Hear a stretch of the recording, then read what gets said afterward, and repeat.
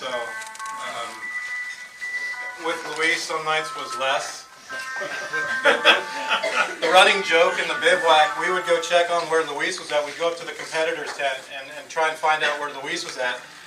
And as soon as we would walk in, the officials there would start laughing, and they're in French, in their French accent. They'd be like, "You know, it's too early for Luis," you know, and just laughing. And I think Luis was good for anywhere from between 9 o'clock in the evening to 3 o'clock in the morning is when he'd finally show up. And the 3 o'clock in the morning stint, we had to put a motor in. So, and he had to be out by 6:30 in the morning. So it was definitely it was a lot of work. How many bikes did you have this year? We had 3 bikes. So and I take that back. We had Dave Peckham with Rally Management Services, you know, supporting Kevin Mungleton out of our truck as well. And unfortunately, in stage 2, Kevin crashed in the dunes and broke his back. So it took him out of the race. So Dave was there and provided all the support necessary, you know, to help us out and to be as successful as we were with the 3 bikes. So we started 3 bikes and we finished 3 bikes. Kevin's, I'm going to say, okay now. I mean, Kevin's great. Yeah, he's back. He plans to ride this year. He is back to training, full training, and he plans on racing 2014 if he's accepted. So he's working on his bike, and we're hoping to support him again this year if possible. So. A 2-stroke was in the race? That 2-stroke was in the race. What is that? That's a KTM 150. 150? It's a 150. Yeah, was the place that had you ask it was a real one? Since I read the Kansas City Star article about the bracelet. It's the very same one. So, and no, it's probably still in there. We haven't done anything reconditioned either of these bikes at this point in time, so I'm looking forward to pulling them apart. I've got a cylinder out there that's missing, you know, a 1/4 inch of plating, you know, on the inside of the cylinder on 2 sides, and it just when these things overheat and they seize, you know, especially with Luis, I got to hand it to Luis. He's the most driven, strong-willed, genius, Crazy person. You know, the bivouacs. You know, we would obviously pull into a new bivouac every night. We never knew what we would expect. This particular bivouac is in Pisco. It's the. Did I hear him saying something about the temperature being over 100 degrees? Yes. Yeah, I want to say for most of the race, the temperatures were up in the hundreds. 100 and maybe from 95 to 110, 115.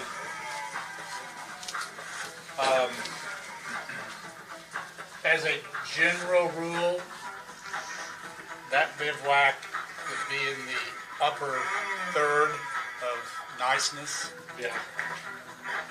All the The bivouacs. first one we pulled into, we weren't there real late, but there were, what, 4 vehicles, 5 vehicles stuck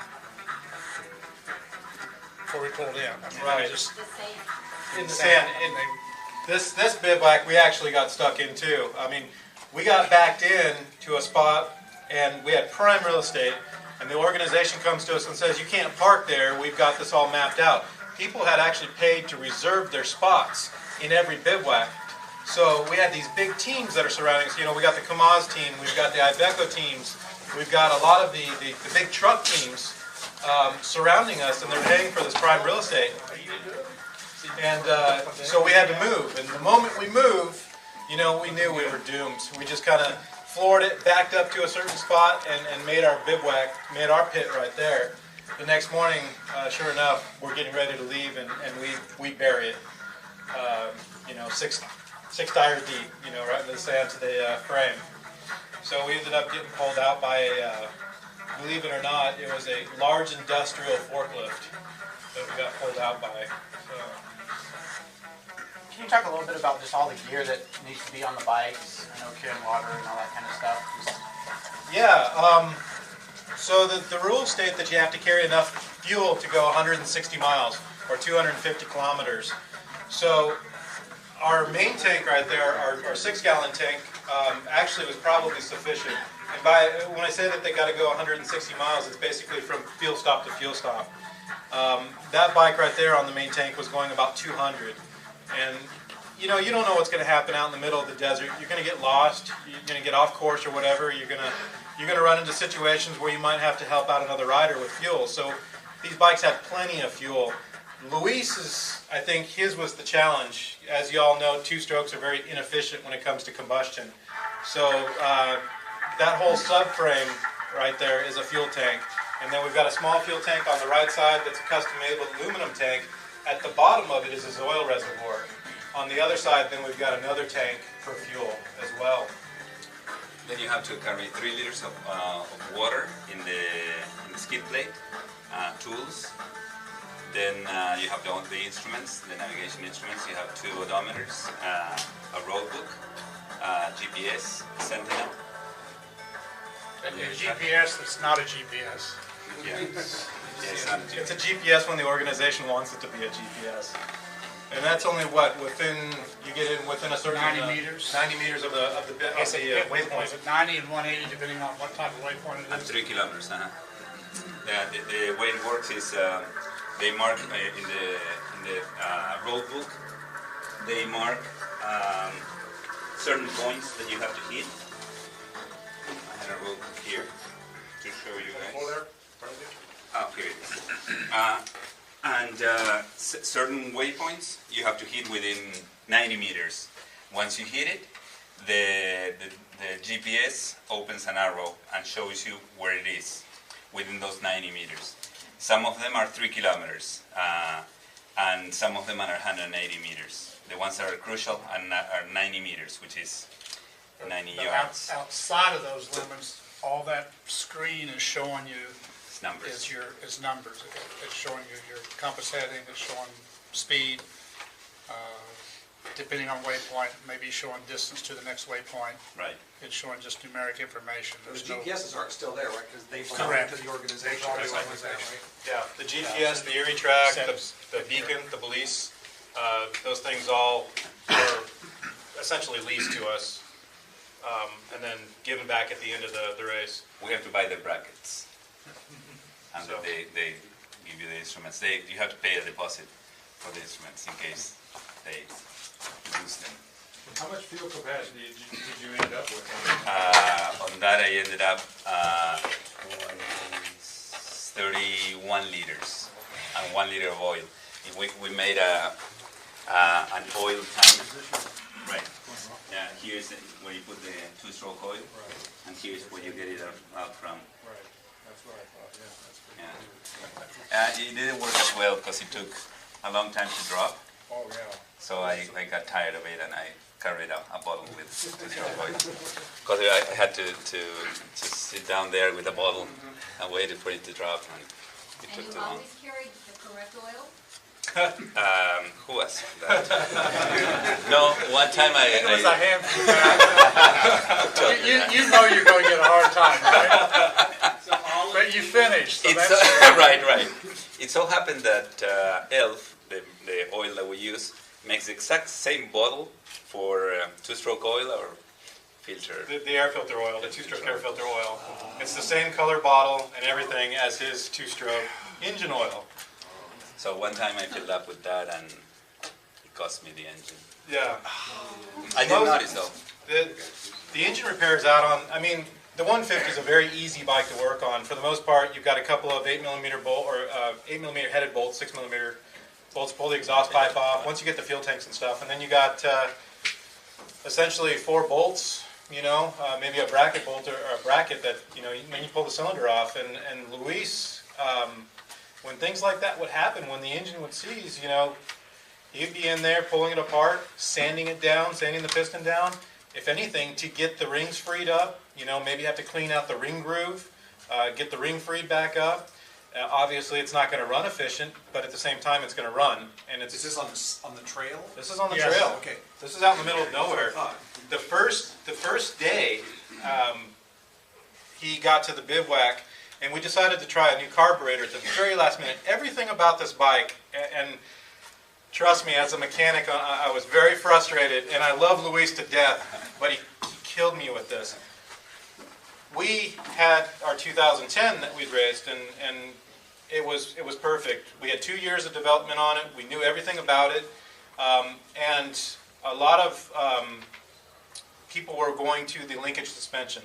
They wanted a little bit plusher ride. They wanted something that was going to handle the bumps a little bit better. So Luis in September said, I've got an opportunity to get a 2013 150 XC. The bike we were running last year was a 150 SX. Now the SX has a bigger carburetor, it has a little bit more power, different expansion chamber, and we had a different gearbox put in it. We had an EXE gearbox put in it, so it had a wider ratio to it. Well, the XC has the wider ratio as well, but it has a smaller carburetor, less power, different expansion chamber, and so APT here locally, just up the road at the Bannister Mall, had a carburetor, and they wanted us to try it. And so it was supposed to give us 20 to 30% more fuel economy. It was supposed to self-adjust at altitude. And if anybody's familiar with the old Electron carburetors, or was it the Edelbrock carburetors, where they're a metering rod, you can change out the metering rod. There's no jetting to change. And we thought, well, that's a great idea. Let's try it. Well, from the very start, we had to fabricate that carburetor onto the bike. Well, the first bivouac we pull into, Luis is going, this thing has no power.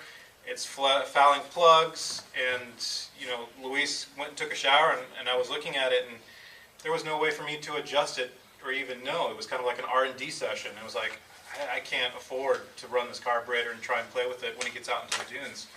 So I made a decision to put the old carburetor back on, or the stock carburetor.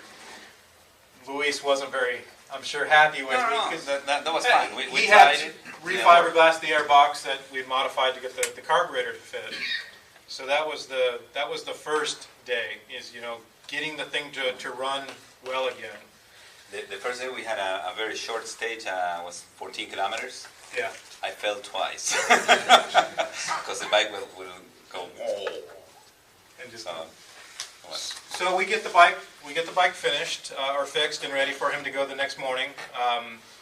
And this is one of the tough Peruvian sand stages that they're talking about. And Luis gets out there, and the kit is it's a Yamaha kit. JVO makes an outstanding kit. It's a company in Spain, and they made this kit for essentially a 450 WR, a WR 450. And we fabricated it to the 150. And so there was a lot of unknowns.